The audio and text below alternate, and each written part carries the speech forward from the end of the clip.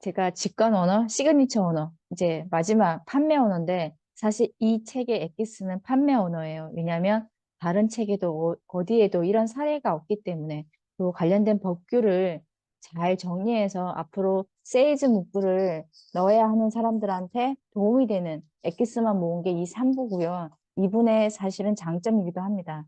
잘못하면 벌금 무는 언어. 여러 가지가 있는데 입안 문구인데요. 무슨 글을 써야 팔릴까 보다는 무슨 글을 쓰면 안 될까가 가장 중요하다고 합니다. 지금 사실 세이즈 문구를 다 뒤져보면 이 입안 문구가 굉장히 많이 보이는데 지금 사람이 없기 때문에 이거 다 잡아낼 수 없어서 걸리지 않는 것뿐이라고 합니다. 상품 판매에는 법적 테두리가 굉장히 엄격하다고 합니다. 그래서 모든 상품 문구는 법의 적용을 받는다고 하는데 여기 보시면 알겠지만 설명하는 거, 홍보하는 거, 광고하는 거, 온라인 상세 페이지, POP, 브로셔, 템플릿, 배너, 현수막, 그다음에 홈쇼핑 영상, 인포메이션. 왜냐면 그 영상 안에도 자막이 들어가거든요. 멘트가 들어가고.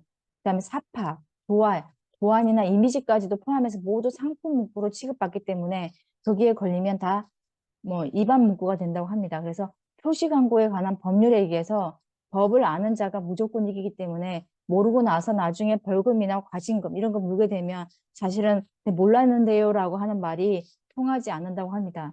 내 상품은 누구나 신고 가능하다고 합니다. 그래서 신고가 들어가면 과징금, 벌금, 과태료, 손해배상, 감옥까지도 갈 수 있는 이런 단계가 있다고 합니다. 그리고 경찰서, 구청, 보건소, 기타 지자체 민원과 소비자보호원, 공정거래위원회 각종 소비자 단체를 통해서 신고가 많이 들어온다고 하는데 일반인들도 국번 없이 1377 방송통신심의위원회 민원 접수 및 상담 전화로 신고가 가능하다고 합니다. 상품 문구 심의 셀프 테스트라고 해서 이분이 일반 사람들이 가지고 있는 기본적인 상식이 얼마나 잘못되는지를 물음을 통해서 알려주고 계시는데요. 첫 번째, 건강식품이나 일반식품을 판매할 때 사용 가능한 문구를 찾아보세요. 1번 독성 물질, 2번 알러지, 3번 허약 체질, 4번 피로, 5번 식욕. 이거 다 안 된다고 합니다. 두 번째, 건강식품이나 일반식품을 판매할 때 사용 가능한 문구를 찾아보세요. 보호, 회복, 개선, 완화, 조절. 이 5가지 문구도 안 된다고 합니다.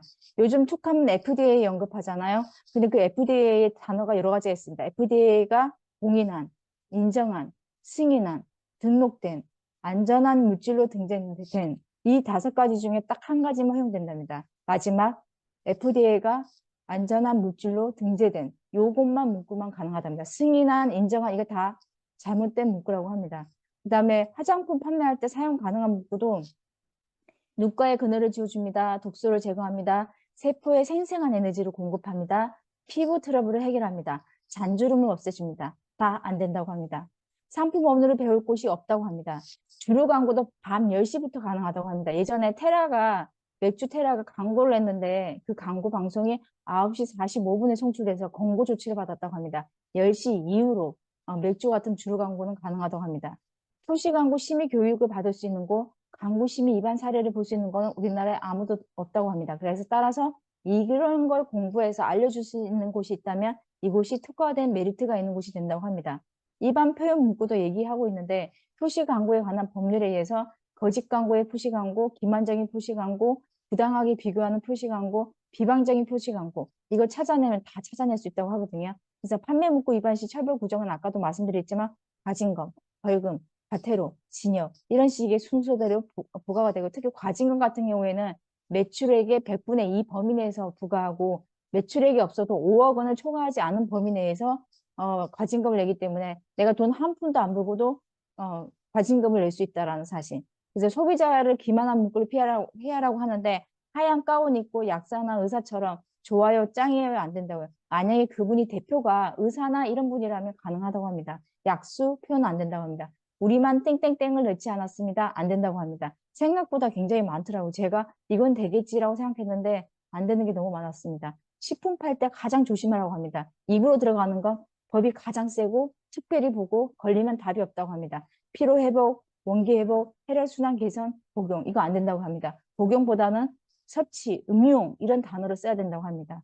그래서 상품 문구를 사전 심의 받는 방법이 있는데 이게 건강기능식품 같은 경우에는 식약청사나 건기업, 건강기능식품 협의회에다가 심의를 넣는다고 합니다. 그래서 심의 낼 때 시작부터 강하게 넣으면 나중에 여기서 안 돼요, 저거 걸려요, 그러면 그때 빼면 되는데, 만약에 다 해놓고 문구 한 줄을 바꾸려고 하면 다시 사전 심의를 또 받아야 된다고 합니다. 그래서 사전 심의 낼 때 강하게 단호라고 하고 실증 자료를 갖추라고 합니다. 상품 문구에서 밝힌 효능, 효과, 실험에 대한 입증 자료.